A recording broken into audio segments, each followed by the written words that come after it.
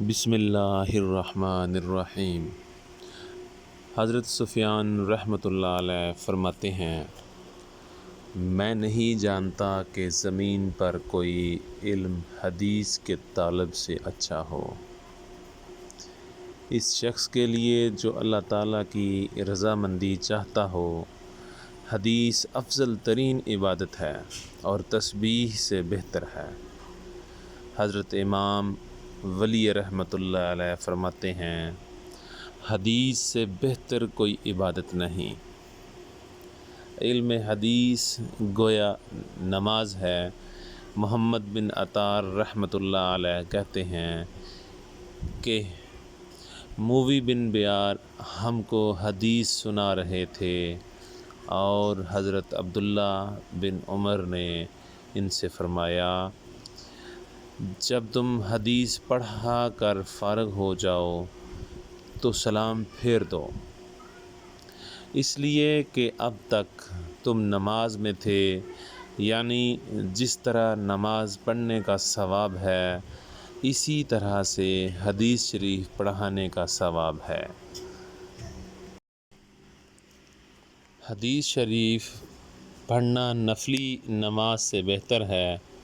امام وقی رحمۃ اللہ علیہ فرماتے ہیں، اگر میں یہ جانتا کہ نفلی نماز حدیث سے بہتر ہے تو حدیث نہ بیان کرتا، یعنی نفل نماز سے میرے نزدیک حدیث خوانی افضل ہے۔ رسول اللہ صلی اللہ علیہ وسلم نے فرمایا، اے اللہ تو میرے خلفاء پر رحم فرما۔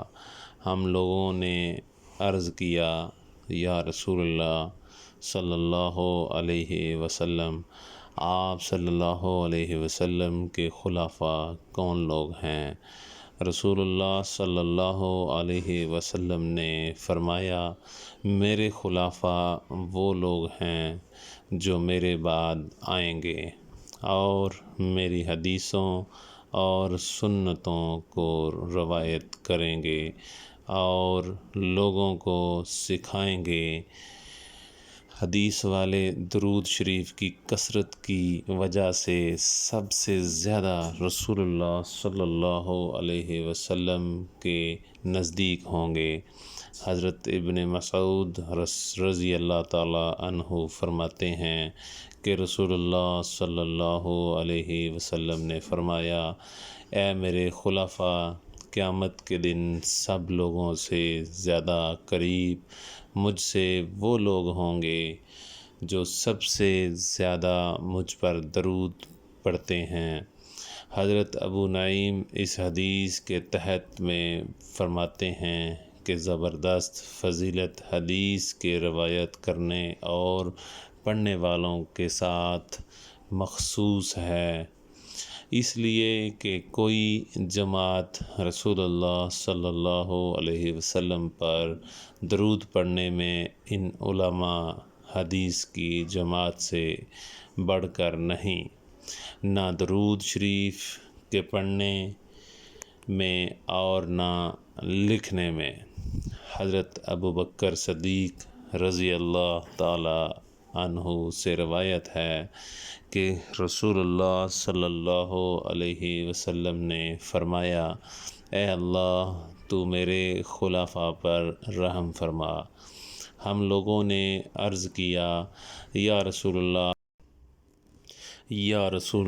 صلی اللہ علیہ وسلم، آپ کے خلفاء کون لوگ ہیں؟ رسول اللہ صلی اللہ علیہ وسلم نے فرمایا، میرے خلفاء وہ لوگ ہیں جو میرے بعد آئیں گے اور میری حدیثوں اور سنتوں کو روایت کریں گے اور لوگوں کو سکھائیں گے۔ اللہ تعالیٰ اس شخص کو تر و تازہ خوش و خرم رکھے جس نے ہماری حدیث کو سن کر یاد کر لیا اور اس طرح دوسروں کو پہنچایا دیا۔ علامہ ابو العباس الغرفی نے اپنے ان اشعار میں اشارہ کیا ہے۔ حدیث والے حق جماعت کے لوگ ہیں جنہوں نے سید الخلاق صلی اللہ علیہ وسلم کی دعا کی کامیابی حاصل کی ہے۔ ان کے چہرے نہایت ہی منور اور رونق دار ہیں، جو بجلی کی طرح چمکتے ہیں۔ کاش کہ میں بھی حدیث والوں کے ساتھ ہوتا تو جو سبقت اور فضیلت ان کو حاصل ہے مجھے بھی حاصل ہوتی۔ اللہ تعالیٰ ہمیں عمل کی توفیق عطا فرمائے۔ ویڈیو اچھی لگی ہو شیئر، لائک، سبسکرائب کریں۔ اللہ نگہبان۔